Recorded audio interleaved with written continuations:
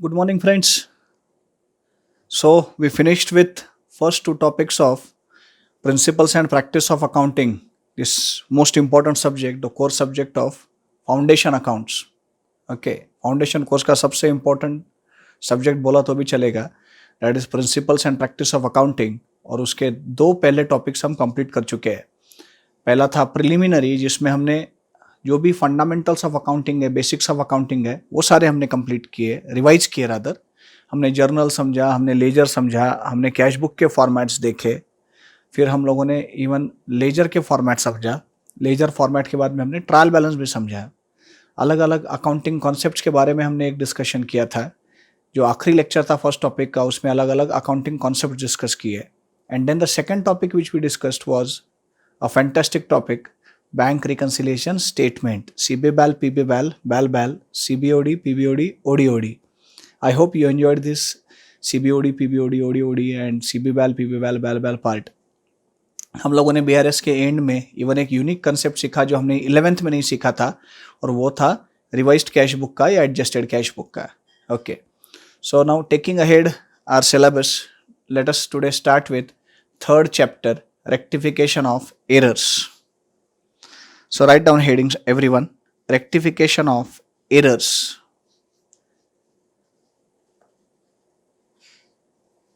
अगर आपको syllabus discussion याद है, सिलेबस जो डिस्कस किया था मैंने पहले लेक्चर में, तो मैंने आपको बताया था कि BRS और रेक्टिफिकेशन ऑफ एरर्स, ये दो टॉपिक ऐसे है कि डोंट अज्यूम कि ये सिर्फ फाउंडेशन के सिलेबस में है इसलिए हम सीख रहे हैं, या सिर्फ फाउंडेशन के एग्जाम में ही इसके ऊपर क्वेश्चंस आएंगे. एरर्स कोई भी टॉपिक के प्रॉब्लम्स में दिए जा सकते हैं, और इंटरमीडिएट और फाइनल में जब आप आओगे तो वहाँ पे भी किसी भी टॉपिक के प्रॉब्लम्स में आपको अकाउंटिंग एरर्स दिए जा सकते हैं. तो जहाँ कहीं एरर्स प्रॉब्लम में रहेंगे, आपको वहाँ पे वो एरर्स रेक्टिफाई करने पड़ेंगे, और एरर्स रेक्टिफाई करके फिर आपको प्रॉब्लम आगे सॉल्व करना पड़ेगा. तो ऐसा नहीं है कि रेक्टिफिकेशन ऑफ एरर्स जो हम सीख रहे हैं ये सिर्फ फाउंडेशन के एग्जाम में ही आएगा, आगे भी इसके रेफरेंसेस आएंगे. And as all of you are aware that you are going to become chartered accountants, तो CA बनने के बाद में भी commonly in your own accounting और in accounting of your clients you will come across errors. तो जहाँ कहीं errors you will come across, you have to rectify those errors. So how to rectify those errors, that we will be studying in this topic. So as I said while discussing the syllabus, that BRS and rectification of errors ये life long अपने साथ में चलने वाले topics है. As a chartered accountant हमेशा अपने को इनकी ज़रूरत पड़ेगी, तो अच्छे से समझो. Okay, write down the heading rectification of errors.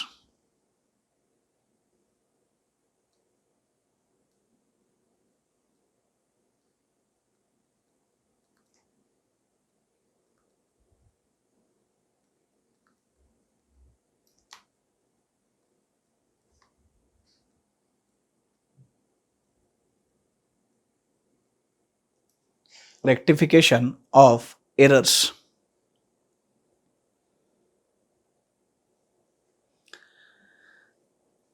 देखो, in every walk of life we commit certain mistakes. We commonly come across certain mistakes. Not only in accounting, as I said, in every walk of life we come across mistakes. Those mistakes are either intentional or unintentional. कई बार गलतियां जो है जानबूझ के की जाती है, और कई बार अनजाने में गलतियां हो जाती है. रियल लाइफ के तो बहुत सारे एग्जाम्पल्स डिस्कस किए जा सकते हैं कि जानबूझ के की हुई गलतियां कौन सी रहती है, अनजाने में हुई गलतियां कौन सी होती है. But as we are discussing the subject of accounting, we will be focusing on mistakes which happen, mistakes which occur in accounting. Okay, it is very clearly said, it is very popularly said, to err is human. इंसान है तो गलतियां होगी. तो accounting is also not exception to this. Even accounting में भी errors are very common, mistakes are very common. But primarily the mistakes we need to divide in two parts. And those two parts are either the mistakes are intentional or the mistakes are unintentional. या तो mistakes intentionally की जाती है, या तो अनजाने में unintentionally mistakes हो जाती है. तो दोनों टाइप के मिस्टेक्स क्या होते हैं, इनका क्या करना चाहिए आगे, ये अपने को सीए कोर्स में सीखना है। बट इंटेंशनल मिस्टेक्स को हम फ्रॉड बोलते हैं अकाउंटिंग में। In accounting intentional mistakes are called as fraud, and frauds will be dealt with, or what will be the role of a chartered accountant as an auditor in relation to frauds will be covered in the subject of auditing at intermediate level. तो intentionally की गई गलतियों के बारे में हम बात करेंगे when we will come in the subject of auditing at CA intermediate level. At foundation level in the subject of accounting, we are going to focus on unintentional mistakes, and unintentional mistakes are called as errors. तो unintentional mistakes के बारे में हम इस topic में focus करेंगे। unintentionally होने वाली गलतियों को ही errors बोलते हैं। तो ये errors कैसे होते हैं, ये errors कौन से टाइप के हैं, और ये errors का ट्रायल बैलेंस पे इम्पैक्ट क्या है, और सबसे इम्पोर्टेंट, गलती हो गई ठीक है, गलतियां होती है। अभी 2 मिनट पहले मैंने बताया कि to err is human being है तो गलती होगी, बट गलती होने के बाद उसको सुधारते कैसे है ये अपने को सीखना है। So the title of the topic itself talks about rectifying the errors, rectification of errors. तो गलती है क्या, तो बिल्कुल है, गलतियां है तभी तो हम ये टॉपिक की बात कर रहे हैं। तो जो भी गलतियां है उनको रेक्टिफाई कैसे करते हैं ये अपने को इस टॉपिक में सीखना है, समझना है, ठीक है। इंट्रोडक्टरी पार्ट लिख लेते हैं, जब तक हम कोई टॉपिक की शुरुआत में थोड़ा कुछ लिखते नहीं, ऐसे फील नहीं आता कि टॉपिक स्टार्ट हो गया है। सो लिखो, in our day to day accounting, in our day to day accounting we commonly come across certain mistakes. We commonly come across certain mistakes. Such mistakes are either intentional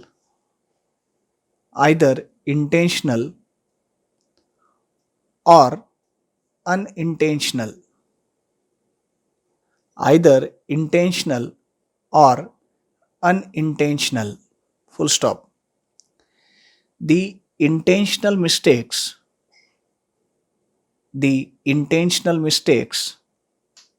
are called as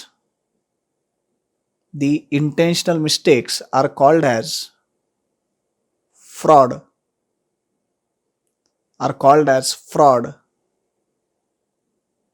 and the unintentional mistakes are called as errors. The unintentional mistakes are called as errors.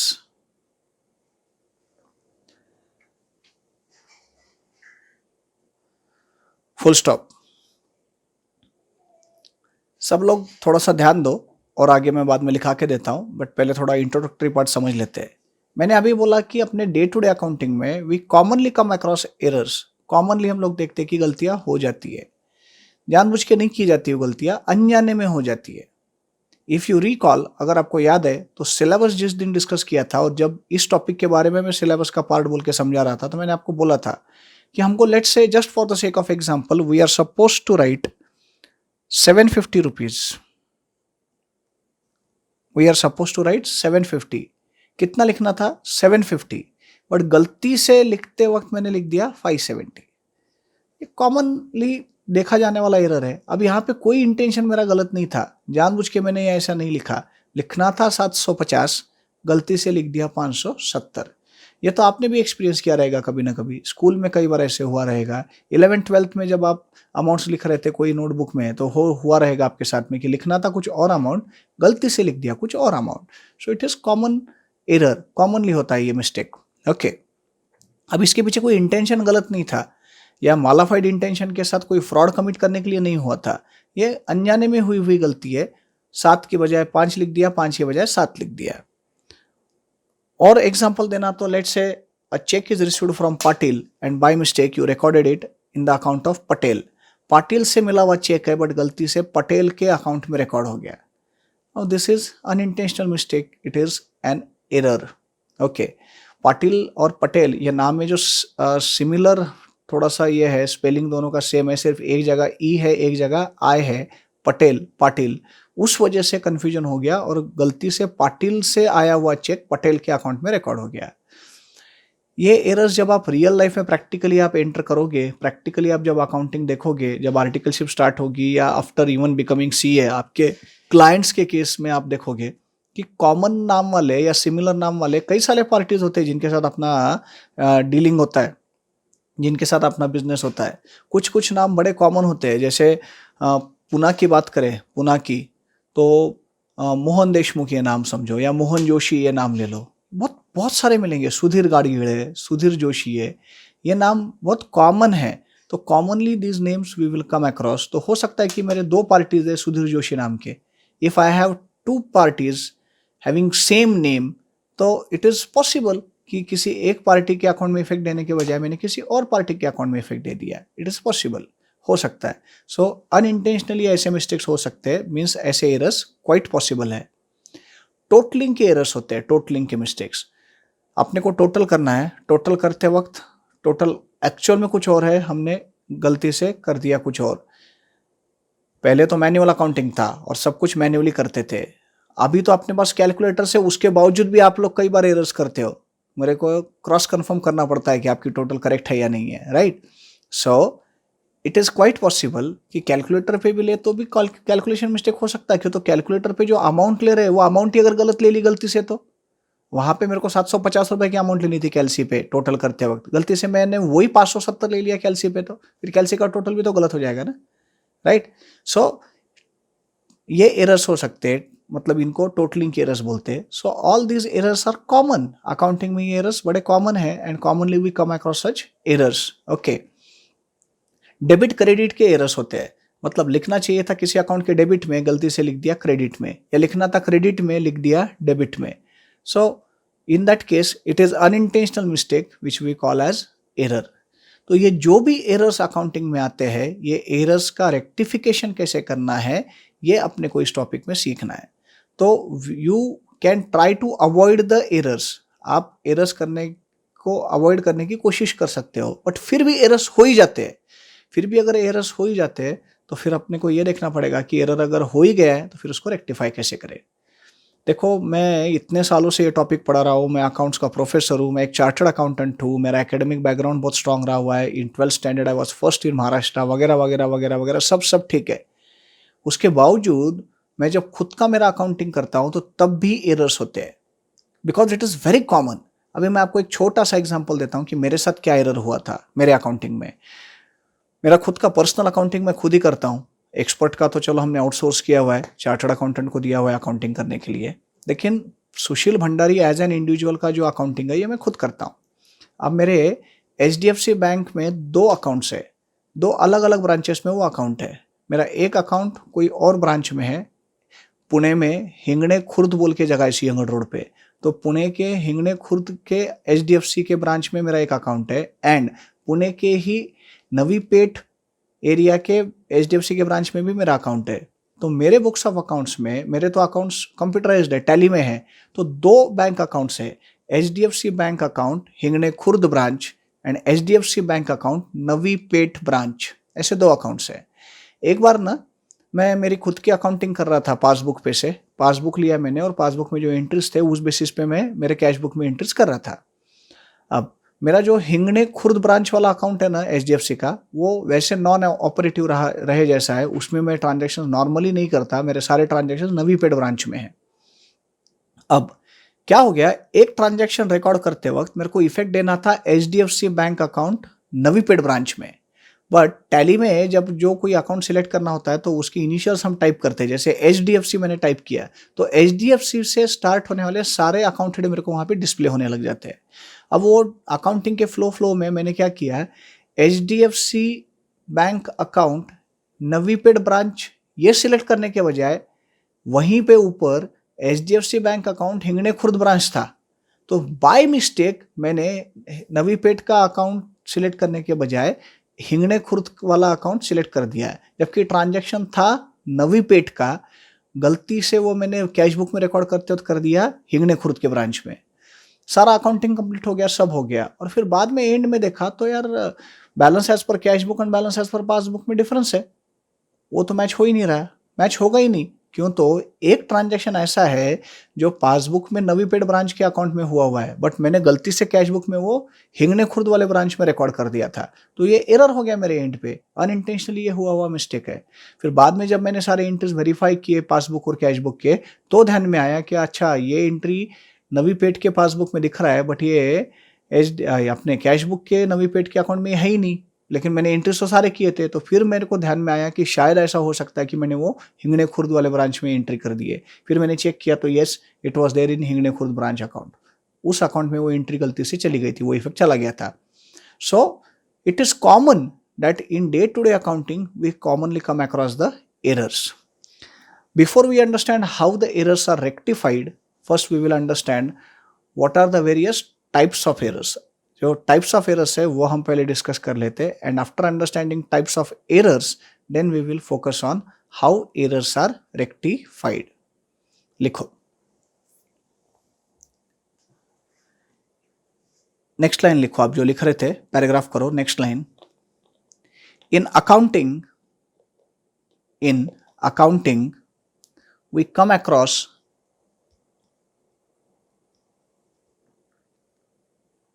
we come across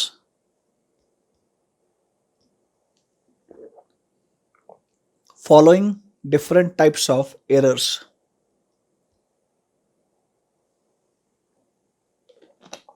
We come across following different types of errors.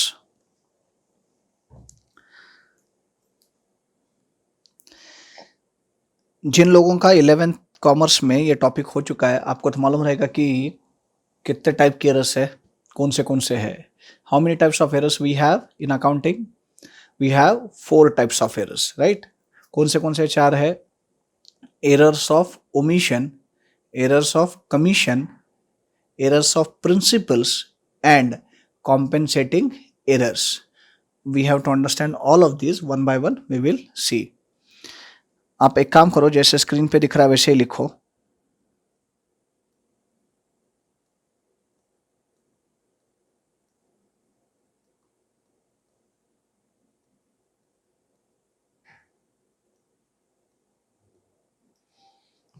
Types of errors.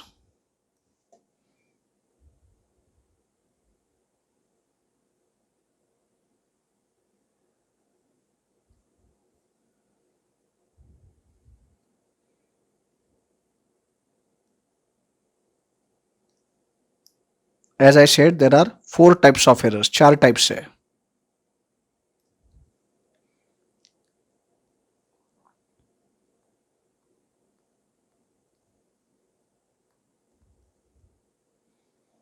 First one, errors of omission.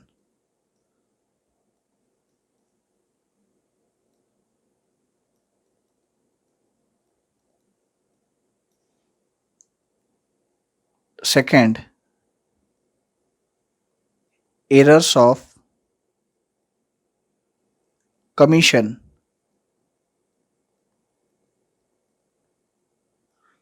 Then errors of principles, third type.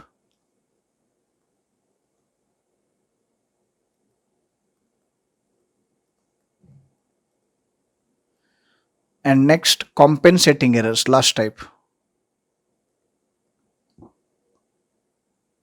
Compensating errors. लिख लो सब लोग ये. So there are 4 types of errors. Errors of omission, errors of commission, errors of principles and compensating errors. So these are 4 different types of errors which we come across in accounting. लिखो सब लोग. हो गया सबका complete? अगर ये लिख के हो गया तो फिर मीनिंग समझेंगे हम एक एक का. First,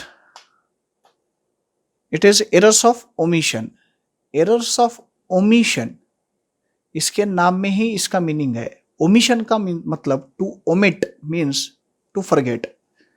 to omit means to forget. हमने कोई चीज ओमिट कर दी, बोलता हूँ भूल गए, राइट, भूल जाना, उसको एरर्स ऑफ ओमिशन बोलेंगे। अब अकाउंटिंग में भूल जाना मतलब क्या? अकाउंटिंग में भूल जाना मतलब, I write here,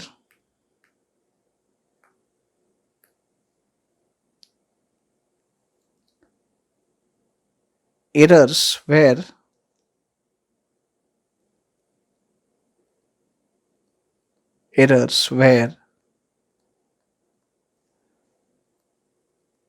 transaction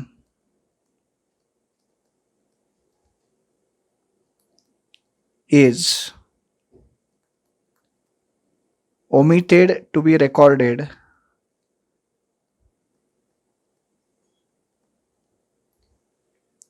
either fully or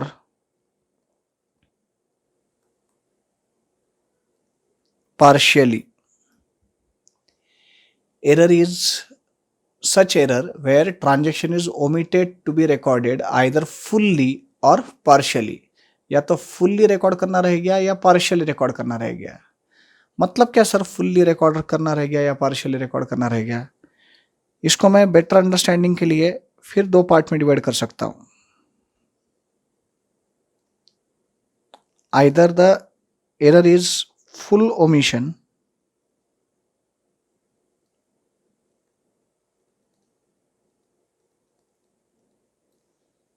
or it is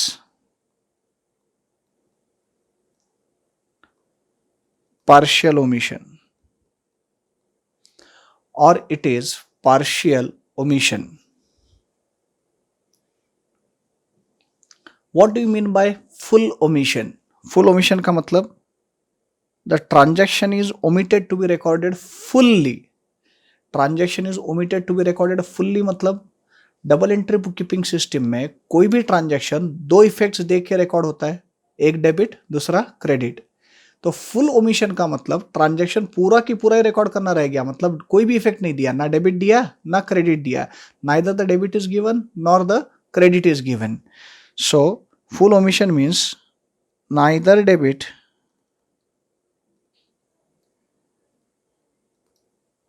nor credit is given.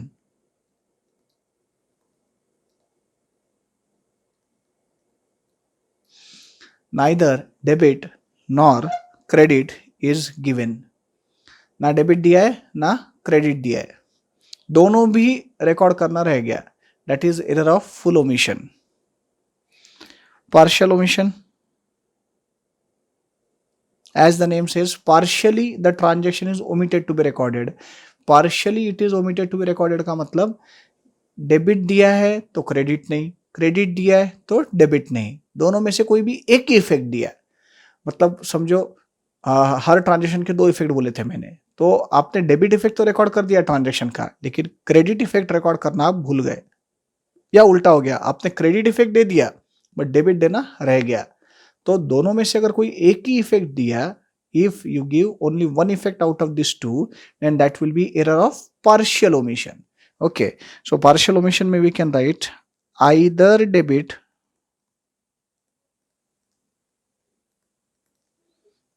or credit effect is given. Full omission में क्या होता है? neither debit nor credit is given, whereas in partial omission either debit or credit is given, right? तो transaction completely ही लिखना भूल गए, record करना ही भूल गए, तो that is error of partial, error of full omission. And अगर दोनों में से एक इफेक्ट दिया तो that is partial omission. Late me give you one example.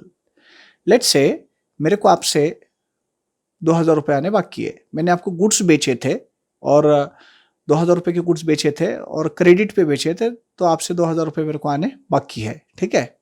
अब मेरे बुक्स ऑफ अकाउंट्स में, आपके पर्सनल अकाउंट में, मतलब मेरे बुक्स में जो आपका अकाउंट है उसमें 2000 रुपये का डेबिट बैलेंस दिख रहा है, क्यों तो मेरे को आपसे 2000 रुपये आने हैं। तो if you check my books of accounts, your account will be showing debit balance of ₹2000। अभी एक दिन क्या हुआ, रात में 8:30-9 बजे के करीब आप आए मेरे शॉप पे वो 2,000 रुपये देने के लिए। हुआ ऐसा था कि मैं जस्ट सब कुछ बंद करके शॉप क्लोज कर दिया था मैंने, और मैं निकल ही रहा था घर पे जाने के लिए। शॉप बंद करके मैं जा ही रहा था ना, आप रास्ते में मेरे को मिल गए। आप बोले कि अरे सर मैं आपके पास ही आ रहा था सर। बोला क्यों, क्या बात है? तो बोले सर ये आपके 2,000 रुपये देने बाकी थे सर, ये 2,000 रुपये देने में आ रहा था। तो और वो आपने वो 2,000 रुपये मेरे को दे दिए। अब ये 2,000 रुपये मैंने ले लिए, मैं घर चला गया, आप चले गए। नेक्स्ट डे शॉप में आने के बाद में मैंने ये 2,000 रुपये आपसे आए बोल के अकाउंट फॉर करने चाहिए थे।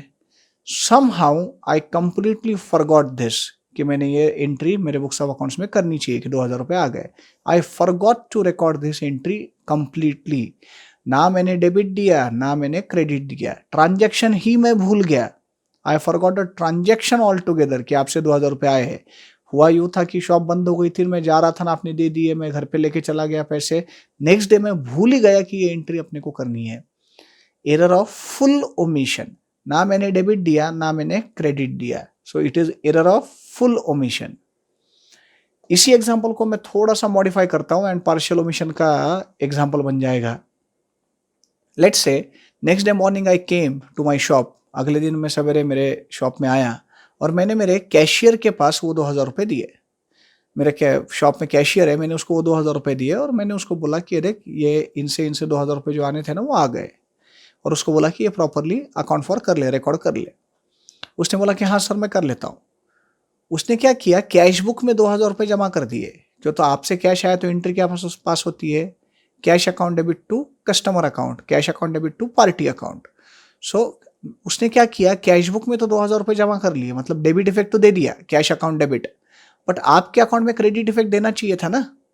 somehow he forgot to open your ledger account and give the credit effect.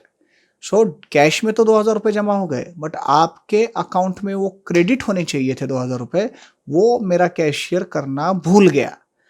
अब देखो ये ट्रांजैक्शन जो है ये पार्शियली रिकॉर्ड हुआ। पार्शियली रिकॉर्ड हुआ है इसका मतलब ये वो पार्शियली ओमिट हुआ है रिकॉर्ड करना। मतलब दो इफेक्ट्स देने हैं डेबिट और क्रेडिट के। आपने डेबिट इफेक्ट तो दे दिया कैश बुक में, आप क्रेडिट इफेक्ट देना भूल गए। So debit is given, credit is not given, या vice versa, credit is given, debit is not given. In that case also it will be partial omission. So guys, it is very simple. Keep it in your mind that if the transaction is omitted to be recorded fully, completely, we call it as error of full omission. And if the transaction is omitted to be recorded partially, then it is called as error of partial omission. मतलब either debit or credit is given, but in full omission neither debit nor credit is given. Okay, next type of error is error of commission. अब ये error of commission क्या होते हैं? Let's talk about error of commission. Error of commission are in general clerical mistakes. We can call them as clerical mistakes. Clerical mistakes are called as errors of commission. अब clerical mistakes मतलब क्या? Clerical mistakes मतलब पाटिल से check आया, गलती से पटेल के account में रिकॉर्ड हो गया, या देशमुख को चेक दिया, गलती से देशपांडे के अकाउंट में रिकॉर्ड हो गया, सिमिलर नेम। दो सुधीर जोशी नाम के पार्टीज है, तो जो सुधीर जोशी के अकाउंट में इफेक्ट देना चाहिए था उसके अकाउंट में इफेक्ट देने के बजाय दूसरे सुधीर जोशी के अकाउंट में इफेक्ट दे दिया। लिखना था 750, लिख दिए 570, लिखना था 750, लिख दिए 570। कास्टिंग एरर्स, कास्टिंग का मतलब टोटलिंग, टोटलिंग के एरर्स। कई बार टोटल ज़्यादा ली जाती है जिसको हम ओवर कास्टिंग बोलते हैं, कई बार टोटल कम ली जाती है उसको हम अंडर कास्टिंग बोलते हैं। सो ये जो कास्टिंग के एरर्स है, all these are clerical mistakes, ये सब क्लेरिकल मिस्टेक्स है। डेबिट में इफेक्ट रिकॉर्ड करना था, गलती से क्रेडिट में कर दिए। क्रेडिट में इफेक्ट करना देना था, एक्चुअल में गलती से डेबिट में दे दिए। तो ये सब क्लेरिकल मिस्टेक्स है। These errors are called as errors of commission, right? So all clerical mistakes are called as errors of commission. Okay, पहला क्या था? Errors of omission. Errors of omission में the transaction is omitted to be recorded either fully और partially. If the transaction is omitted to be recorded fully, मतलब neither debit nor credit, we call it as full omission. But if transaction is omitted to be recorded partially, means either debit or credit is given, then it is error of partial omission. And error of commission means what? Clerical mistakes. Okay, तो totalling के errors बोलो, wrong amount written in wrong account बोलो, wrong amount written on wrong side बोलो, entry written in wrong account. Okay, Patil Patel 570 750 totalling के errors, all these are errors of commission. Next is very important type of error, that is errors of principles.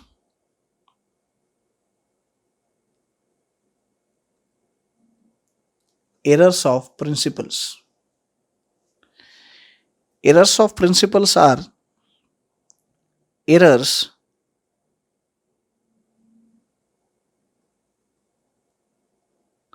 where accounting principles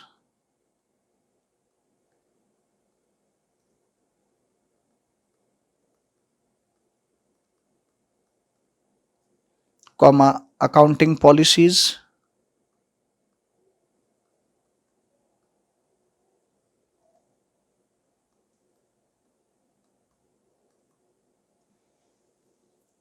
comma accounting standards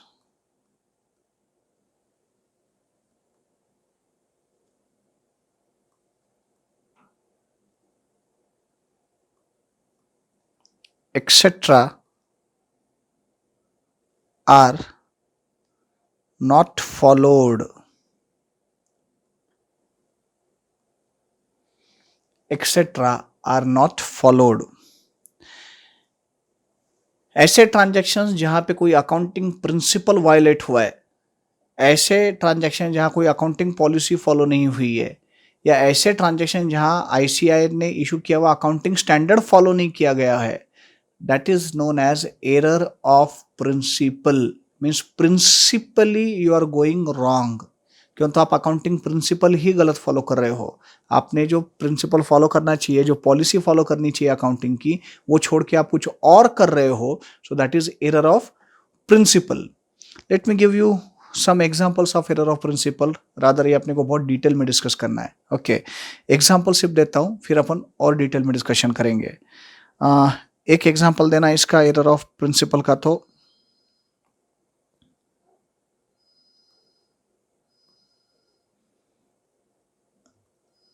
machinery purchased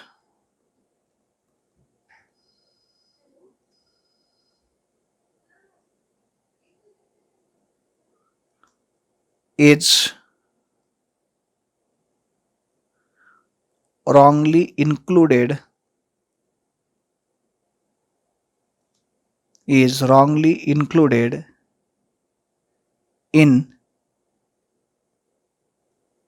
purchases. Machinery purchased is wrongly included in purchases. अब मेरे को बोलो कि machinery अगर purchase किया है तो machinery अपने लिए क्या है? फिक्स्ड एसेट है. Machinery is fixed asset for us. गलती से हमने अगर मशीनरी परचेस किया हुआ परचेस में इंक्लूड कर दिया, तो परचेस में तो गुड्स परचेस के हुए रिकॉर्ड होते हैं ना. तो अगर मशीनरी परचेस किया हुआ गलती से मैंने परचेस अकाउंट में इंक्लूड कर दिया, तो principally I am going wrong. मतलब मैंने परचेस किया है फिक्स्ड एसेट और मैं रिकॉर्ड कर रहा हूं कि मैंने गुड्स परचेस किए. Machinery is not goods. I am not purchasing the machinery for resale purpose. So how can I include that in goods और how can I include that in purchases? But fixed asset में include करने के बजाय मैंने गलती से उसको purchase में इंक्लूड कर दिया. It will be error of principle. ये तो मैंने एग्जाम्पल के फॉर्म में लिखा. थोड़ा सा टेक्निकल टर्मिनोलॉजी यूज करूं तो capital expenditure is being treated as revenue expenditure. गलती से क्या हो गया, मैंने किया तो कैपिटल एक्सपेंडिचर है बट गलती से मैंने वो रेवेन्यू एक्सपेंडिचर ट्रीट कर दिया. अब ये कैपिटल एक्सपेंडिचर रेवेन्यू एक्सपेंडिचर क्या होता है ये मेरे को डिस्कस करना है, बट इसका मतलब इसी का पार्ट है वो. बट और एक एग्जांपल एरर ऑफ प्रिंसिपल का देता हूँ, फिर अपन डिस्कस करेंगे क्या रहता capital expenditure revenue expenditure. And even one more term comes along with capital and revenue expenditure and that is deferred revenue expenditure. तो ये डिफर्ड रेवेन्यू एक्सपेंडिचर क्या होता है वो भी आज हम डिस्कस करेंगे. ठीक है, यस. सो एक एग्जांपल मैंने एरर ऑफ प्रिंसिपल का दिया, machinery purchased wrongly debited to purchases account. इस कर दूं, मतलब repairs to vehicle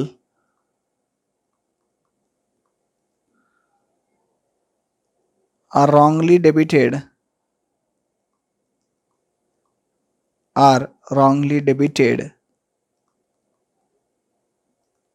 to vehicle account. Repairs to vehicles are wrongly debited to vehicle account. आपकी गाड़ी पंक्चर हो गई, टू व्हीलर फोर व्हीलर जो भी है, गाड़ी पंक्चर हो गई और आपने जाके वो पंक्चर निकाला, रिपेयरिंग किया, ठीक है, टायर का आपने पंक्चर निकाला, ट्यूबलेस टायर है, 100-150 रुपये लग जाते हैं, ट्यूबलेस टायर है तो लेट्स से 2 पंक्चर थे, 200 रुपये लग गए, 200 रुपये के रिपेयर्स हुए आपके व्हीकल को। अब ये तो रूटीन रिपेयर्स है ना, will you add it to the cost of vehicle? Vehicle के कॉस्ट में ऐड करेंगे क्या ये 200 रुपये? नहीं, क्यों? तो ये रूटीन का एक्सपेंडिचर है, इट इज़ रेवेन्यू एक्सपेंडिचर। तो ये तो आपने रेवेन्यू एक्सपेंडिचर बोल के आपके प्रॉफिट एंड लॉस अकाउंट में रिपेयर्स बोल के लेना चाहिए। गलती से आपने वो रिपेयर्स बोल के रिकॉर्ड करने के बजाय व्हीकल्स को कैपिटलाइज कर दिया, मतलब व्हीकल्स के कॉस्ट में उसको ऐड कर दिया। ये तो रॉन्ग अकाउंटिंग ट्रीटमेंट हो गया भाई, क्यों? तो आपके व्हीकल की कॉस्ट 200 से नहीं बढ़ी, 200 का तो रूटीन रिपेयर से पंक्चर हो गया था, वो आपने ठीक किया। So how it will B capital expenditure? But what has happened is it was revenue expenditure. By mistake, you recorded it as capital expenditure. So it was revenue expenditure. You recorded it as capital expenditure. That is error of principle. पहले error में उल्टा हुआ था. Capital expenditure was recorded as revenue expenditure. Second error में revenue expenditure is accounted as capital expenditure. Both are errors of principle. दोनों भी errors of principle है। और एक एग्जांपल देता हूं, क्यों? तो ये एरर्स ऑफ प्रिंसिपल थोड़ा समझने में दिक्कत जाता है। और एक एग्जांपल देता हूं,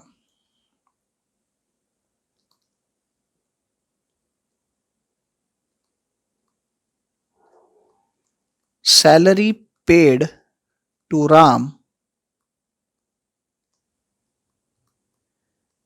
is debited to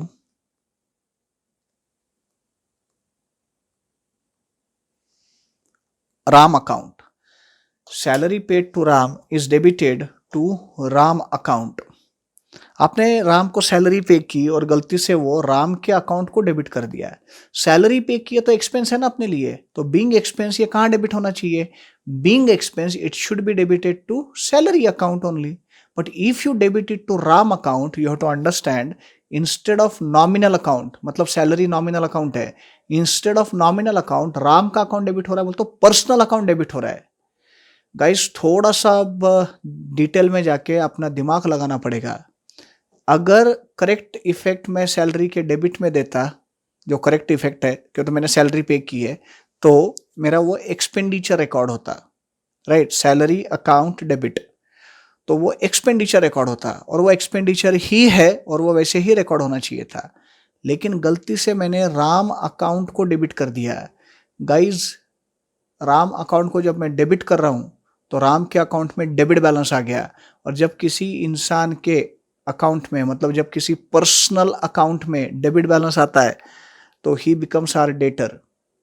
he becomes are debtor, मतलब राम को मैंने सैलरी पे की, वो खर्चा था, एक्सपेंस था, उसके बजाय मैंने राम को अगर डेबिट कर दिया तो मैं ये दिखा रहा हूँ कि राम को मैंने 2000 रुपये लोन दिया है, तो उसके अकाउंट को मैंने डेबिट दिया है, तो अब वो 2000 रुपये राम से मेरे को रिकवरेबल दिख रहे हैं मेरे बुक्स ऑफ अकाउंट्स में। वो रिकवरेबल नहीं है, राम मेरा डेटर नहीं है, राम मेरा एम्प्लॉय था, उसको मैंने सैलरी पे करनी थी तो मैंने सैलरी ही पे की है, बट गलती से सैलरी को डेबिट होने के बजाय, करने के बजाय मैंने उसके पर्सनल अकाउंट को डेबिट कर दिया। तो instead of nominal account I debited it to his personal account. It is error of principle, मतलब ये एक्सपेंस था, मैंने गलती से एसेट दिखा दिया। अब आप बोलोगे सर एसेट कैसे? तो राम के अकाउंट में डेबिट बैलेंस आ गया, बोल तो पर्सनल अकाउंट में डेबिट बैलेंस आ गया। पर्सनल अकाउंट में डेबिट बैलेंस आ गया, इसका मतलब ये है कि राम आपका डेटर बन गया। अब तो अब वो आपके डेटर्स में दिखेगा जो भी अमाउंट है वो। सो ये आपका डेटर है ही नहीं, राम आपका डेटर ही नहीं है, आपने सैलरी पे की थी तो एक्सपेंस बोल के उसको सैलरी को ही डेबिट करना चाहिए था, but instead of nominal account you debited it to personal account, and because of this will be error of principal.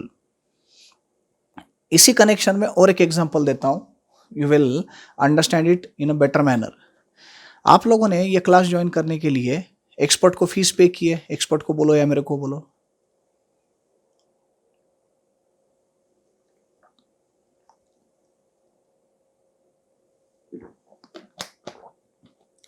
So to join this class you have paid fees. ये class join करने के लिए आपने fees पे की है. अब ये फीस एक्सपर्ट के लिए इनकम है, हमारे लिए वो इनकम है, तो हमने एंट्री क्या करनी चाहिए इसकी. आपने जो फीस हमको पे की है, हमको जो फीस रिसीव हुई है, इसकी एंट्री मैंने क्या करनी चाहिए. इसकी एंट्री मैंने करनी चाहिए bank account debit to fees account. क्यों, तो fees is income for me, so bank account debit to fees account, ये एंट्री मैंने करनी चाहिए. गलती से bank account debit to fees account ये एंट्री करने के बजाय मैंने bank account debit to student account कर दिया. Bank account debit to student account मतलब फीस को क्रेडिट करने के बजाय मैंने स्टूडेंट के पर्सनल अकाउंट को क्रेडिट कर दिया. अब इसका रिजल्ट क्या होगा देखो. फीस को क्रेडिट करता तो वो मेरा इनकम रिकॉर्ड होता. If I would have credited this to fees account it would have been my income. Income मतलब नॉमिनल अकाउंट को क्रेडिट करना चाहिए था, राइट. मैंने नॉमिनल अकाउंट को क्रेडिट करने के बजाय, फीस अकाउंट को क्रेडिट करने के बजाय मैंने आपके पर्सनल अकाउंट को क्रेडिट कर दिया. क्यों, तो आपसे पैसा आया है. मतलब एंट्री पास होनी चाहिए थी bank account debit to fees account, मैंने एंट्री कर दी bank account debit to student account. Guys you have to understand, जब स्टूडेंट का अकाउंट क्रेडिट हो रहा है तो पर्सनल अकाउंट क्रेडिट हो रहा है. एंड अगर पर्सनल अकाउंट क्रेडिट हो रहा है तो उस पर्सनल अकाउंट में क्रेडिट बैलेंस आएगा. मतलब that person will become your creditor. मतलब आपने जो फीस पे की है वो मेरा इनकम नहीं है. आपने मेरे को लोन दिया, ऐसे हो गया, आप मेरे क्रेडिटर बन गए. मतलब अब मेरे बुक्स ऑफ अकाउंट्स में जो भी फीस आपने पे की है वो मेरा इनकम दिखने के बजाय it will be shown as amount payable to you. You are my creditor now for that amount. Are you getting the point. तो जो रिसीट मैंने इनकम बोल के दिखाना चाहिए था वो मैंने लाइबिलिटी बोल के दिखा दिया. क्यों, तो बीइंग क्रेडिटर आप लाइबिलिटी साइड में जाके बैठ जाओगे मेरे बैलेंस शीट में, जबकि मैंने आपको कोई अमाउंट पेएबल नहीं है. आपने फीस पे की है कोचिंग की, तो ये तो मेरा इनकम था. तो instead of being recorded as income it is recorded as liability. It is error of principle. इसको बोलते हैं एरर ऑफ प्रिंसिपल. सो और डिटेल में हम डिस्कस करेंगे बाद में. अभी के लिए जस्ट मीनिंग समझ में आने के लिए, what are errors of principles. Errors of principles are those errors where accounting principles, accounting policies, accounting standards, etc. are not followed, or where accounting principles, accounting policies, accounting standards are contravened, are violated, that is called as error of principle. उसको बोलते हैं error of principle. ठीक है. इसी connection में हमको capital expenditure, revenue expenditure and deferred revenue expenditure discuss करना है, बट वी विल डिस्कस थोड़ा सा बाद में. एक बचा हुआ लास्ट का जो एरर है वो डिस्कस कर लेते, फिर अपन कैपिटल एक्सपेंडिचर, रेवेन्यू एक्सपेंडिचर इनकी बात करेंगे. What are compensating errors. Compensating errors के नाम में ही उनका मीनिंग है. Meaning of compensating error is given in their name itself. Compensating errors means what. Compensating errors are errors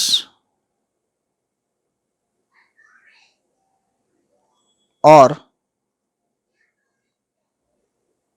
group of errors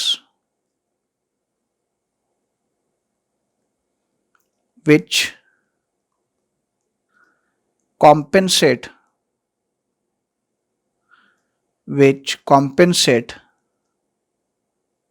wrong effects given by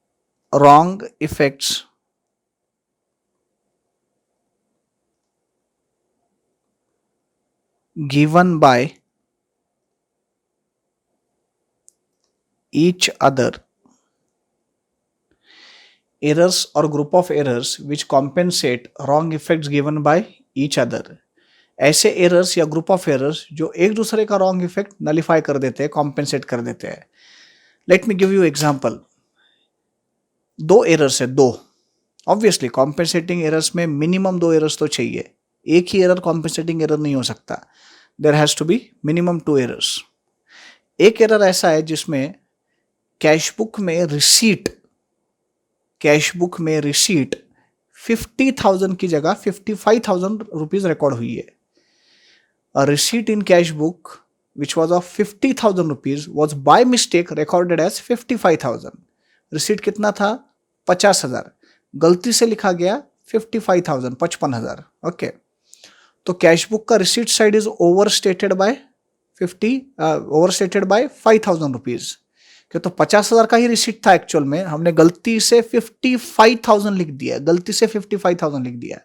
so it is overstated by 5,000।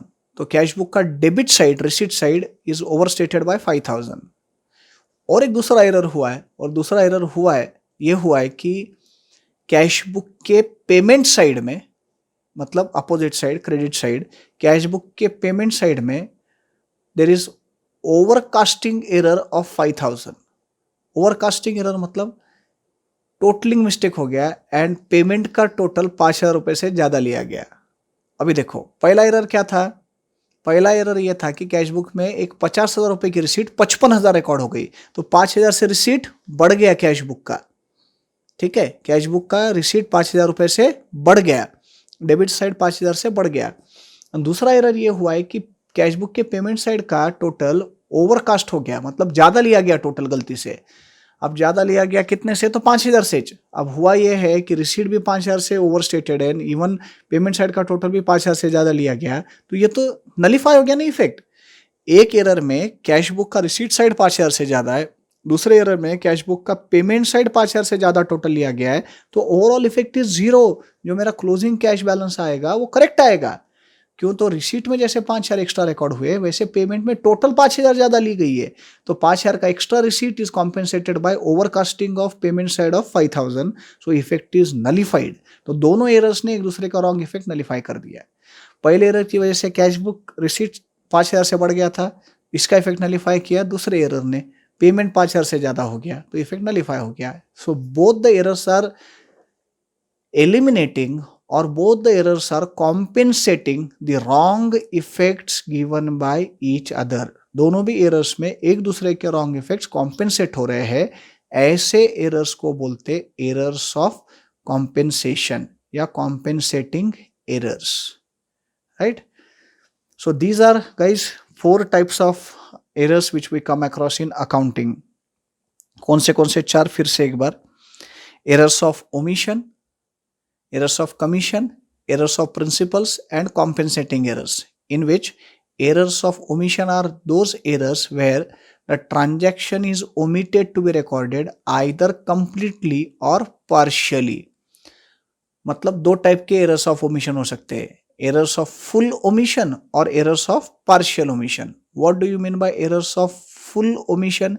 Errors of full omission are those errors where the transaction is omitted to be recorded fully, means neither debit nor credit, कुछ भी नहीं दिया है, debit effect भी नहीं दिया, credit effect भी नहीं दिया, so it is error of full omission. Error of partial omission में क्या होगा? Transaction is omitted to be recorded partially, मतलब डेबिट दिया है तो क्रेडिट नहीं, क्रेडिट दिया है तो डेबिट नहीं, दोनों में से कोई भी एक ही इफेक्ट दिया है, डेबिट दिया तो क्रेडिट नहीं, क्रेडिट दिया तो डेबिट नहीं, सो that is error of partial omission. Next type of error is error of commission। Error of commission means clerical mistakes। Clerically when you commit certain mistake, unintentional mistake, we refer it as error of commission। मैंने आपको बताया कि totalling का error या पाटिल पटेल वाला error, 570 750 रुपए लिखना था, 750 लिख दिया 570। So this clerical mistakes are referred as errors of commission. उसके बाद में बहुत अच्छा खासा लेंथी डिस्कशन हमने किया एरर्स ऑफ प्रिंसिपल के बारे में। Errors of principle are those errors where accounting principles are violated, where accounting policies are not followed, where accounting standards are not followed. Such errors are errors of principles। And last error, last type, compensating errors Compensating errors are errors or group of errors which compensate the wrong effects given by each other. ऐसे errors या group of errors जो एक दूसरे के wrong effects nullify कर देते हैं, those errors are known as compensating errors. Any problem? 4 type समझ में आ रहे हैं? तो कौन से 4 टाइप एक बार फिर से मेरे को बताओ, मेरे साथ बोलो सब लोग. Errors of omission, errors of commission, errors of principles and compensating errors. And errors of omission में वापस 2 types, errors of full omission and errors of partial omission. ठीक है. Now, after this, next important discussion is capital expenditure and revenue expenditure, and along with that we will also discuss deferred revenue expenditure. ध्यान दो सब लोग.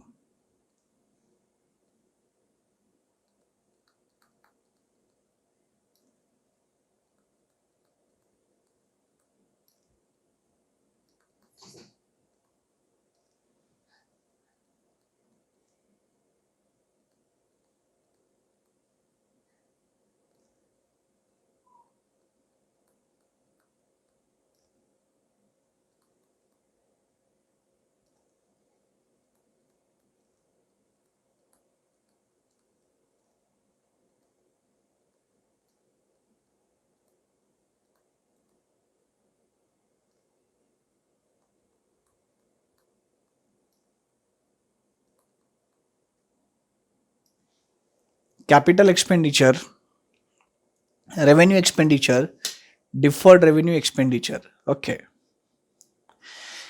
ये तीनों terms अपने को डिटेल में समझने हैं, सीखने हैं. फाउंडेशन के एग्जाम में इवन ऐसे भी क्वेश्चंस हम एक्सपेक्ट कर सकते हैं, which of the categorise the following into capital revenue and deferred revenue expenditure. ऐसे भी एग्जांपल्स आ सकते हैं. एक्चुअल में अब डिफर्ड रेवेन्यू एक्सपेंडिचर का concept with the introduction of accounting standard 26, no more we have deferred revenue expenditure in relation to intangible assets. Intangible assets के case में जो deferred revenue expenditure का ट्रीटमेंट पहले दिया जाता था, with the introduction of AS 26, no more we have deferred revenue expenditure as such. हम उसको recognize नहीं करते या accounting नहीं करते deferred revenue expenditure बोल के. लेकिन deferred revenue expenditure का concept क्या है, ये term क्या था, ये जरूर मैं आपको समझाऊंगा. ओके.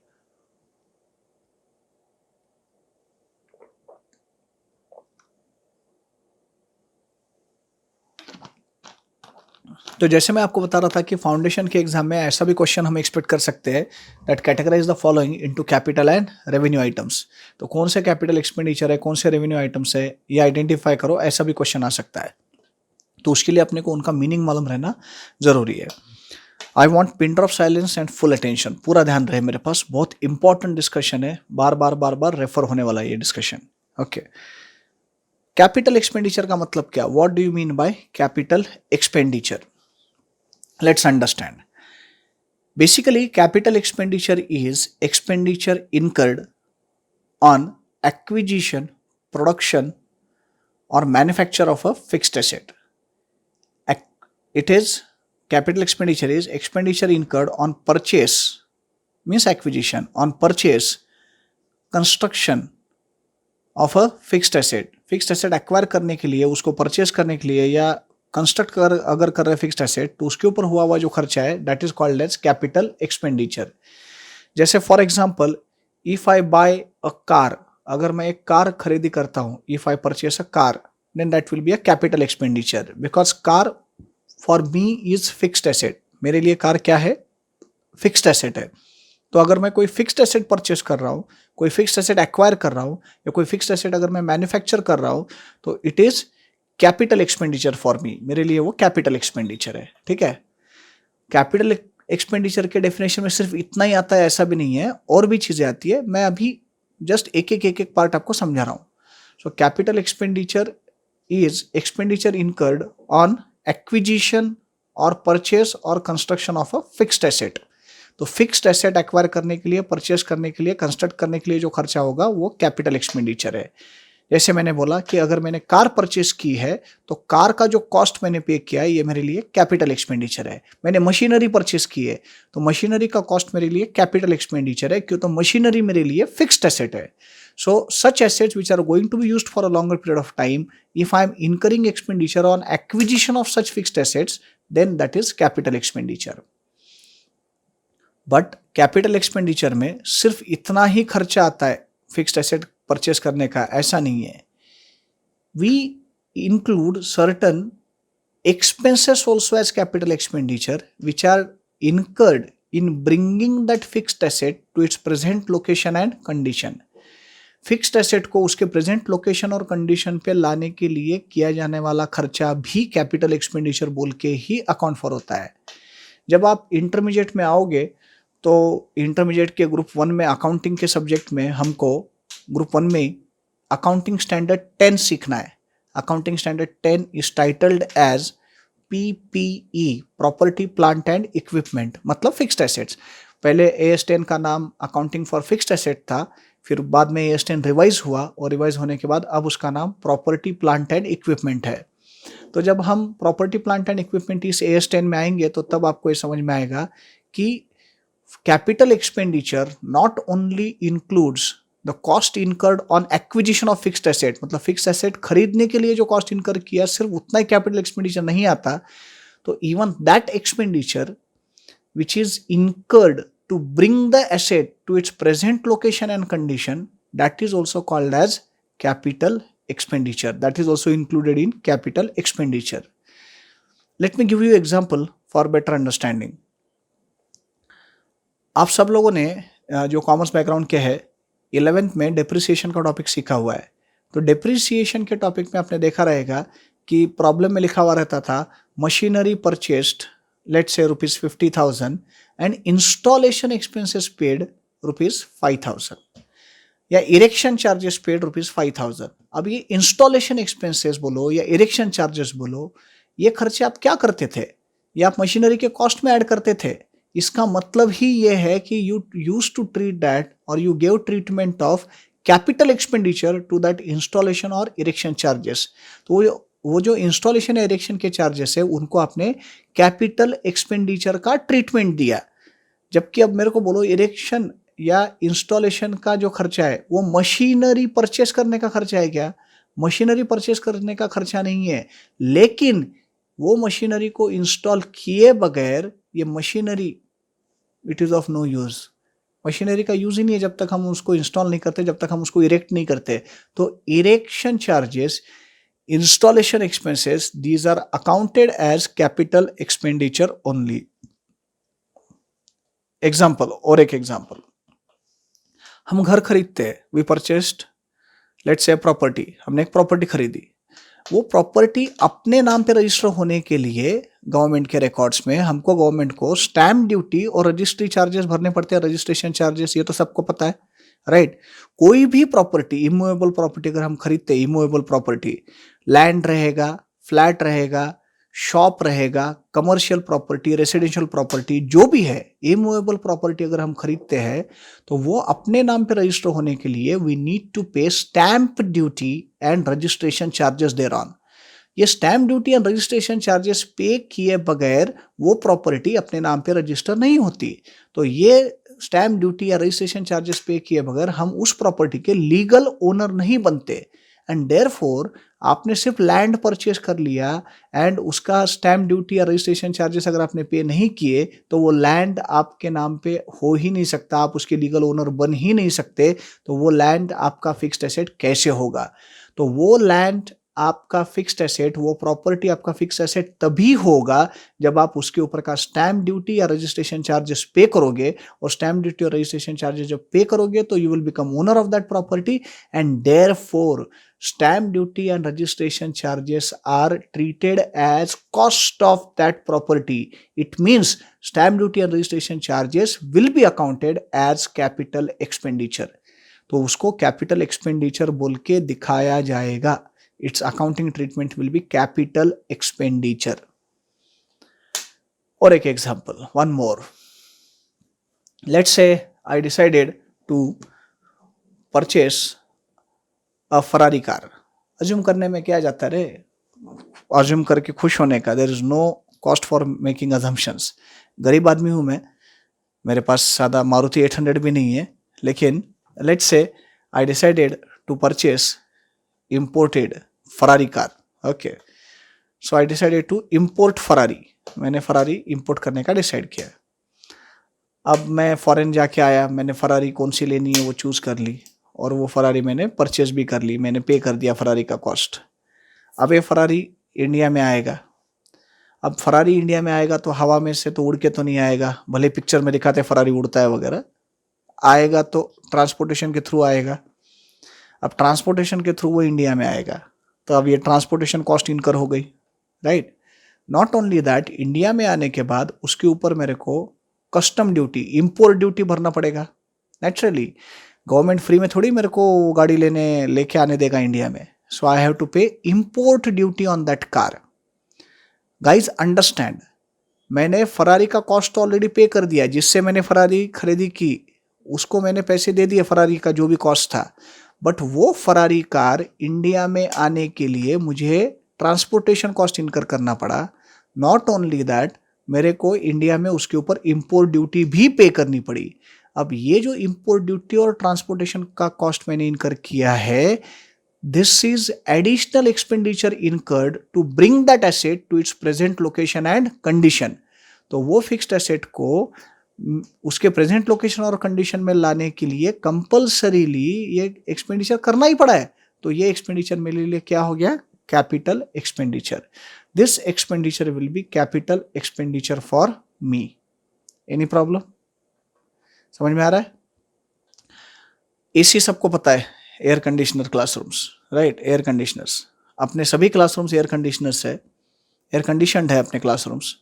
अब मेरे को बताओ, ये एसी तो फिक्स्ड एसेट है, तो एसी का जो भी कॉस्ट हमने पे किया है, परचेस कॉस्ट जो भी एसी का, तो वो तो कैपिटलाइज होगा ही होगा। लेकिन मेरे को बताओ कि वो एसी ला के क्लासरूम में सिर्फ सामने रख दिया, तो एसी के पास देख के ठंड लगती है, क्या अरे ठंडा लग रहा है, ऐसे तो नहीं होगा ना। वो एसी को इंस्टॉल करना पड़ेगा, और एसी के इंस्टॉलेशन के लिए तुमको इंस्टॉलेशन कॉस्ट इनकर करनी पड़ेगी। तो जो भी इंस्टॉलेशन कॉस्ट हम एसी का पे करेंगे, that will again be treated as capital expenditure, उसको भी हम कैपिटलाइज ही करेंगे, right. So capital expenditure includes not only cost of purchase of fixed asset, but it also includes expenses incurred in bringing the fixed asset to its present location and condition. Okay. और एक type का खर्चा capital expenditure में आता है, one more type. कौन सा? Expenditure incurred on improving the performance of the fixed asset. Fixed asset का ओरिजिनली जो परफॉर्मेंस था, वो ओरिजिनल परफॉर्मेंस बढ़ाने के लिए अगर कुछ खर्चा किया गया है, so even that expenditure will be accounted as capital expenditure. Which expenditure I am saying? Expenditure incurred on improving the original capacity of the fixed asset. Expenditure incurred on improving the original capacity of the fixed asset should be accounted as capital expenditure। मतलब originally जो भी performance था fixed asset का, उससे better performance के लिए अगर आप कोई खर्चा कर रहे हो, मतलब एसेट को इंप्रूव करने के लिए अगर कुछ खर्चा कर रहे हो, then that will be accounted as capital expenditure. इसके भी कुछ एग्जांपल्स डिस्कस करेंगे। लेट्स से सिनेमा हॉल की बात करते हैं। Expenditure incurred on increasing the sitting capacity or increasing the overall audience level of a theater, of a cinema hall. So expenditure incurred on increasing the sitting capacity of cinema hall, it will be a capital expenditure। ये capital expenditure है। Let me give you one example। एक example देता हूँ आपको। Multiplex culture, अब आप लोग तो जब से पैदा हुए हो मल्टीप्लेक्स कल्चर में ही आप आगे गए हुए हो, आप लोगों को क्यों तो मल्टीप्लेक्स ही ज़्यादातर मालूम रहेंगे। बट मैं जब पुणे आया था as a student long back in 1999 में जब मैं पुणे आया, तो तब एक भी मल्टीप्लेक्स नहीं था पुणे में, और मेरे पुणे आने के 2-3 साल बाद मल्टीप्लेक्स आना स्टार्ट हुए, ठीक है। तो सिंगल स्क्रीन थिएटर्स हुआ करते थे, सिंगल स्क्रीन, एक ही स्क्रीन, एक ही मूवी वहां लगता था, राइट। दिन भर में 4 ही शो हुआ करते थे, तो सिंगल स्क्रीन थिएटर्स हुआ करते थे। अब धीरे धीरे मल्टीप्लेक्स का ज़माना आया और एक ही थिएटर में 4-4, 5-5 स्क्रीन्स, ऐसे ऐसे कुछ थिएटर्स है आज की डेट में तो जिसमें 15-15 स्क्रीन्स है, राइट। पुणे में अगर आप सिनेपोलिस में जाओ, सिनेपोलिस नाम का थिएटर है, तो 15 screens at a time, 15 screens at one place है वो सिनेपोलिस में, 15 स्क्रीन्स, राइट। तो पहले का टाइम अलग था जब सिंगल स्क्रीन हुआ करता था और दिन भर में 4 शोज हुआ करते थे, ठीक है। अब ये जो सिंगल स्क्रीन थिएटर्स थे, अब इनको मल्टीप्लेक्स की कंपटीशन आ गई और उसके बाद में फिर ये सिंगल स्क्रीन थिएटर वालों ने भी अपने सिंगल स्क्रीन थिएटर्स को मल्टीप्लेक्स में कन्वर्ट कर दिया, राइट। तो पहले जहाँ पे सिंगल स्क्रीन ही थी तो वो ओरिजिनल जो स्ट्रक्चर था वो स्ट्रक्चर डिसमेंटल करके वहाँ पे एक मल्टीप्लेक्स का कल्चर खड़ा कर दिया, राइट। मल्टीप्लेक्स का स्ट्रक्चर खड़ा कर दिया। तो पहले जहाँ सिंगल स्क्रीन था अब वहाँ पे 4-4 स्क्रीन है समझो। अब ये जो खर्चा हुआ सिंगल स्क्रीन से मल्टीप्लेक्स करने का, ये खर्चा क्या है? It is capital expenditure. Why it is a capital expenditure? The reason being single screen पे तो एक ही मूवी लगेगा, एक मूवी देखने के लिए आने वाला क्राउड और 4 अलग अलग मूवीज को देखने को आने वाला क्राउड, इसमें तो फर्क पड़ेगा ना। कभी भी 4 मूवीज देखने को आने वाला क्राउड ये एक मूवी को देखने के लिए आने वाले क्राउड से कभी भी ज्यादा रहेगा। So by that way the performance of that cinema hall is going to increase, right. The seating capacity is also going to increase. मतलब इवन ऑडियंस के अगर पॉइंट ऑफ व्यू से सोचे तो जो ऑडियंस विजिट करने वाले हैं सिनेमा हॉल को, तो वो ऑडियंस का भी नंबर जाहिर बात है कि बढ़ना ही बढ़ना है। क्यों? तो एक मूवी देखने को आने वाला क्राउड और 4 मूवीज है eight a time same theatre में, तो 4 मूवीज के लिए आने वाला क्राउड, इसमें तो फर्क रहेगा ही ना। 4 मूवीज को आने वाला क्राउड कभी भी ज्यादा रहेगा। So expenditure incurred on increasing the cinema hall capacity will be treated as capital expenditure. एक और एग्जांपल देता हूं। अपने 4 व्हीलर में, कार में, अगर हम एलपीजी किट फिट करते हैं, if we fit LPG kit या सीएनजी किट, जो भी है, गैस किट अगर फिट करते हैं, तो माइलेज बोलने का मतलब पर किलोमीटर जो कॉस्ट आएगा, पर kilometre cost that goes down, because जो गैस है वो सस्ता है, अवेलेबल पेट्रोल डीजल से कम रेट में है, एंड एवरेज भी उसका कंपैरेटिवली निकाले तो ज़्यादा आता है, तो पर किलोमीटर कॉस्ट गोज डाउन। तो अगर मैं कार में गैस किट, सीएनजी किट या एलपीजी किट फिट करता हूं तो उस केस में मेरा पर किलोमीटर कॉस्ट उस व्हीकल का कम होता है, तो परफॉर्मेंस बढ़ रहा है। और अगर परफॉर्मेंस बढ़ रहा है it will be accounted as capital expenditure, it will be treated as capital expenditure. तो गाइज, कैपिटल एक्सपेंडिचर में मैंने 3 कंपोनेंट्स में डिवाइड किया कैपिटल एक्सपेंडिचर को। एक्सपेंडिचर ऑन एक्विजिशन और purchase of fixed asset, second expenditure incurred to bring the fixed asset to its present location and condition, and third, expenditure incurred on improving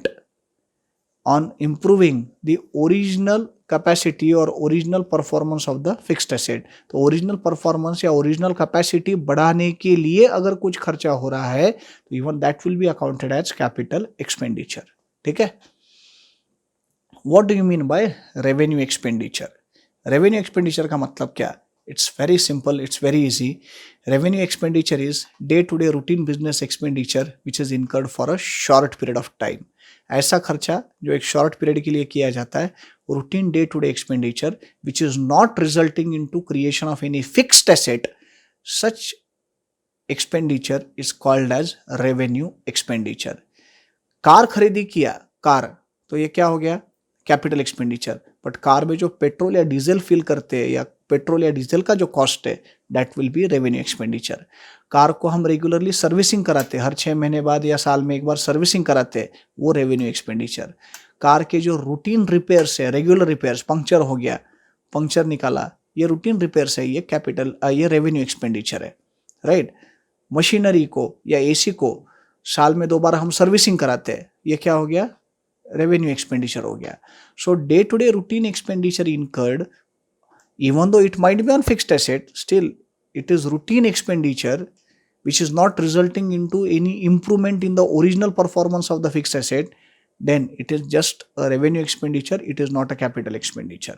So day to day routine expenditure is called as revenue expenditure.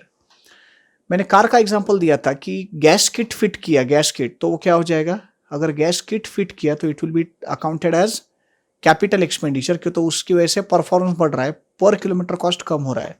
लेकिन समझो मैंने car को graphics किए, graphics मतलब stickers वगैरह चिपकाते हैं car को, right, तो मैंने कुछ ऐसे ग्राफिक्स कराए कार को.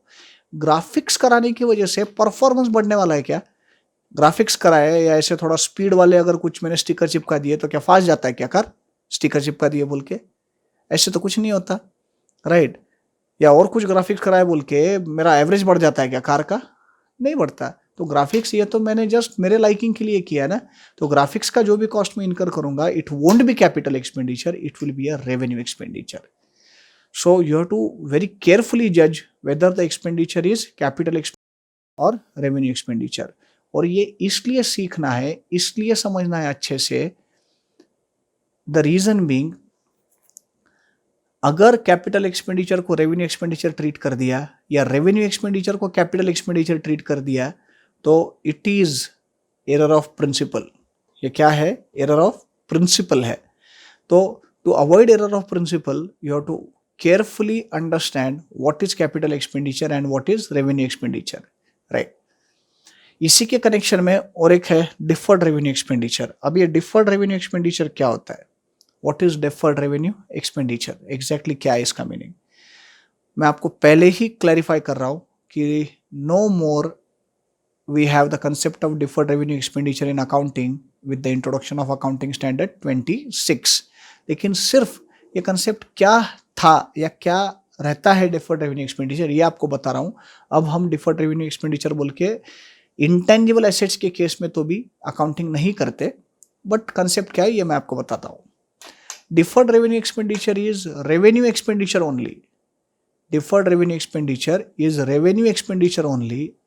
Only thing is its benefit is accrued or its benefit is received over a longer period of time. ये रेवेन्यू एक्सपेंडिचर ही है, इसमें से कोई फिक्स्ड एसेट क्रिएट नहीं हो रहा है.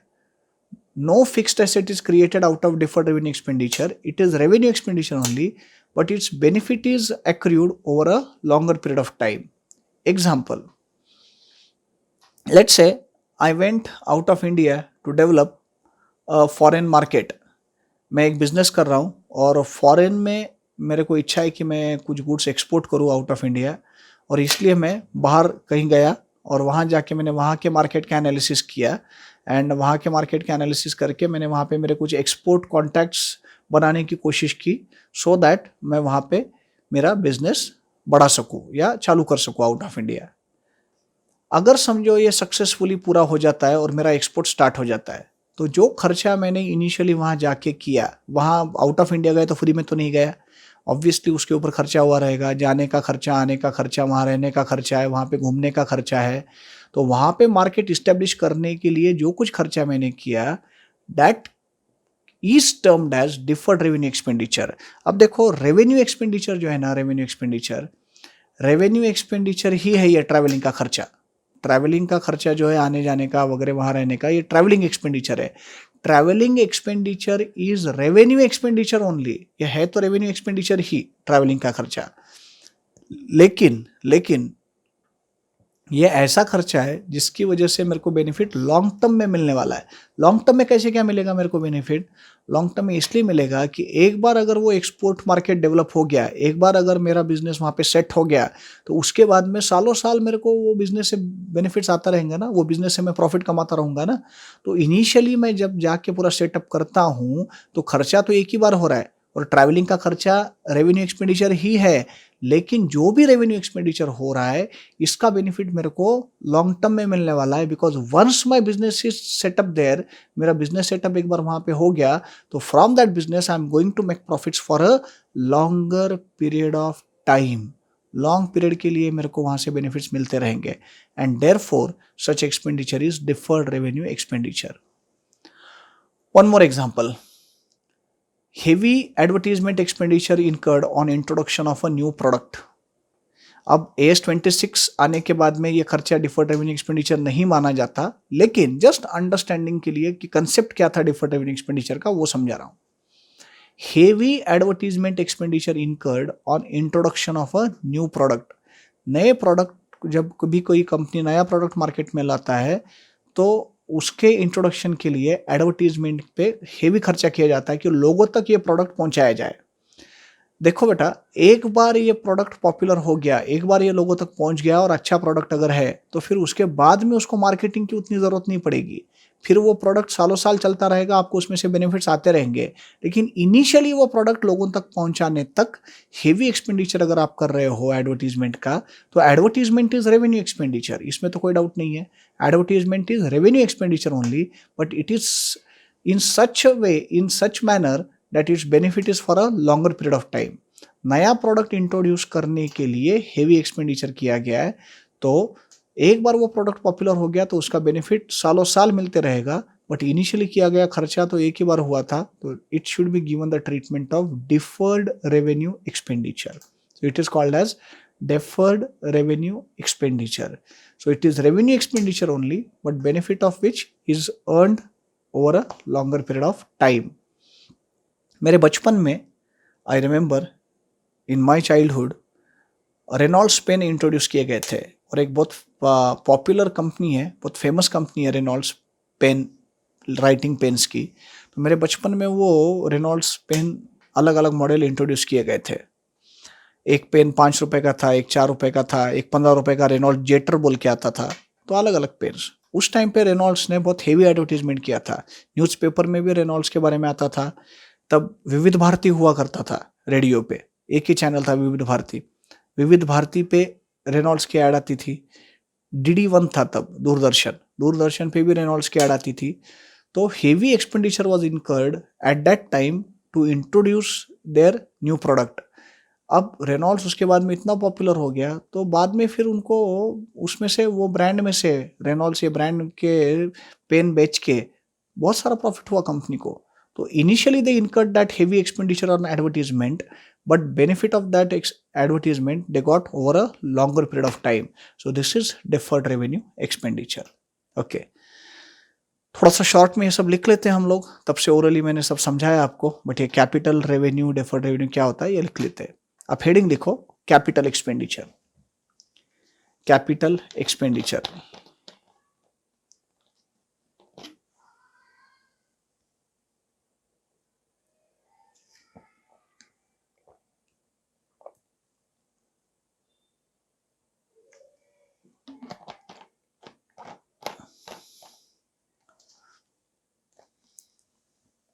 कैपिटल एक्सपेंडिचर लिखो. Capital expenditure includes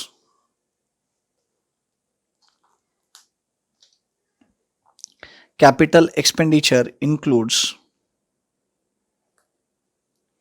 next line, A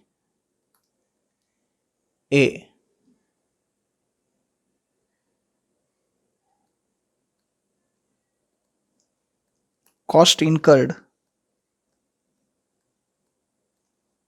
on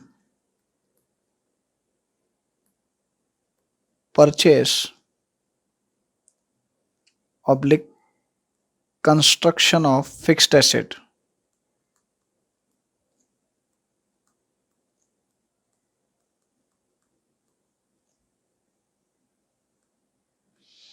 Cost incurred on purchase oblique construction of fixed asset. तो फिक्स एसेट जब परचेस करेंगे या कंस्ट्रक्ट करेंगे, तो वो फिक्स्ड एसेट के लिए जो कॉस्ट इनकर करेंगे वो तो कैपिटल एक्सपेंडिचर में आता ही है. Along with that, B expenses incurred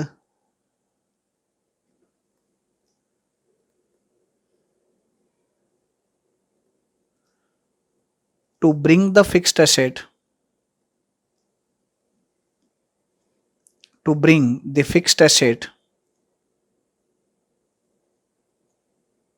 to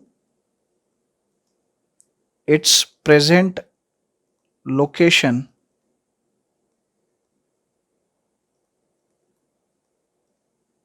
and condition.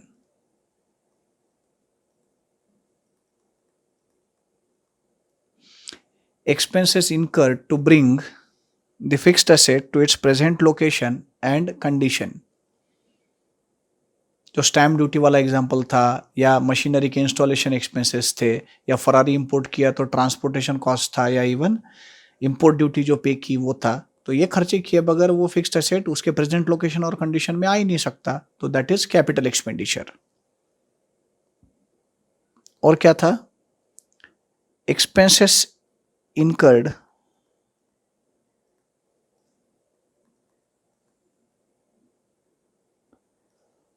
on improvement oblique increase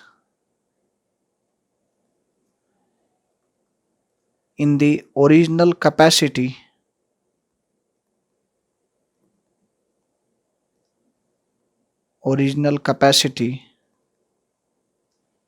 oblique performance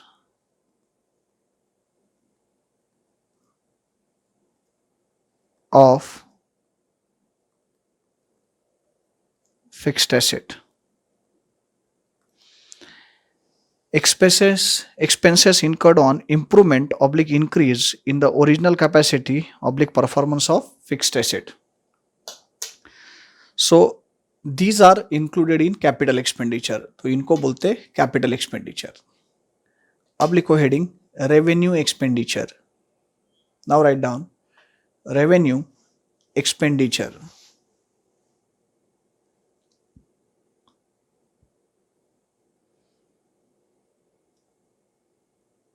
लिखो revenue expenditure is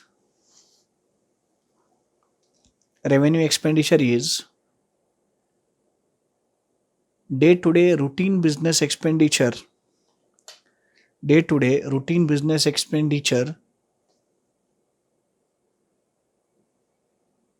which is incurred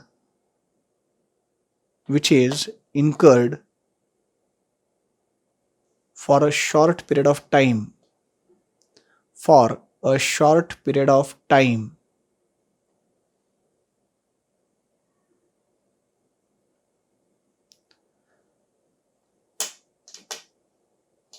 full stop. Continue करो. Such expenses are incurred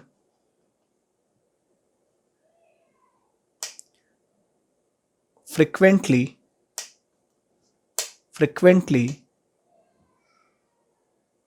or on regular basis. Such expenses are incurred frequently or on regular basis. Full stop. फिर लिखो deferred revenue expenditure. Deferred revenue expenditure.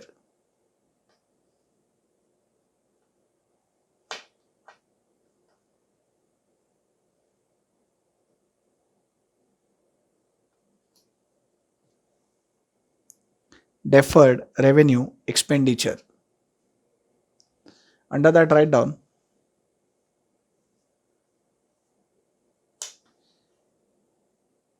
it is revenue expenditure only. It is revenue expenditure only, but benefit from such expenditure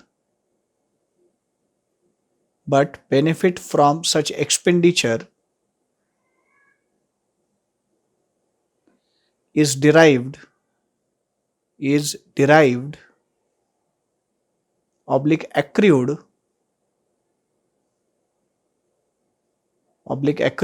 for a longer period of time.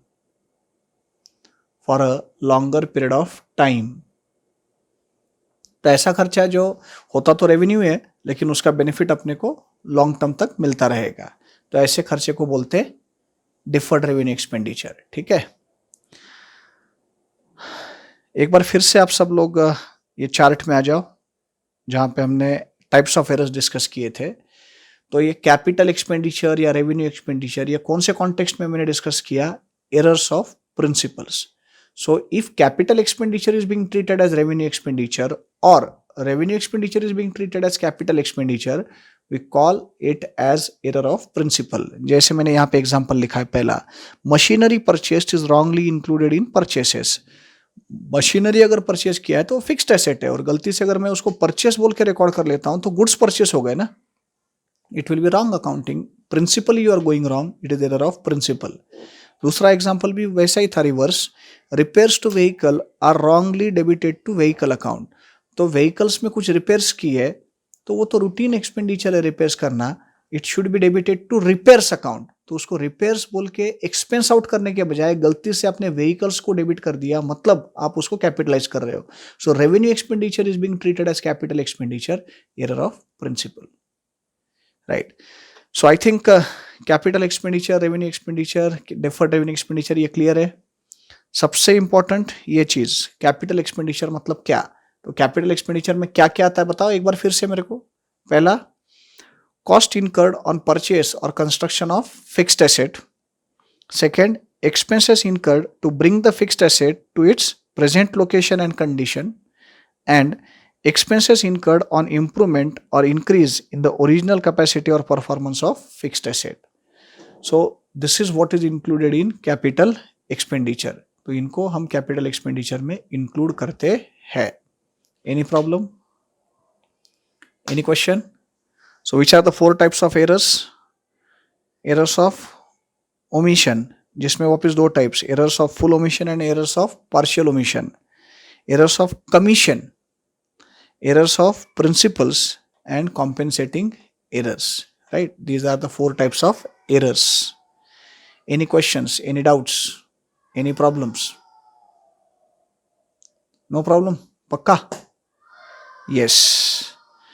So with this we finish with the basic part of understanding of errors. Errors क्या होते हैं और ये सब हमने in general आज discuss किया इस लेक्चर में. नॉर्मल में रूटीन में गाइज अपना जो लेक्चर होता है वो 2 घंटे का है, राइट. बट जानबूझ के ये लेक्चर मैं यहीं स्टॉप कर रहा हूँ.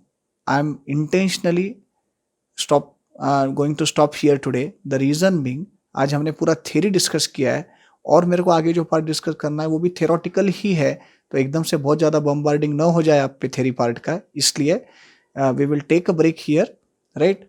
इतना आप आज अच्छे से रिवाइज करो एरर्स के बारे में. इसके आगे का पार्ट हम अगले लेक्चर में डिस्कस करेंगे, ठीक है. So see you in next lecture.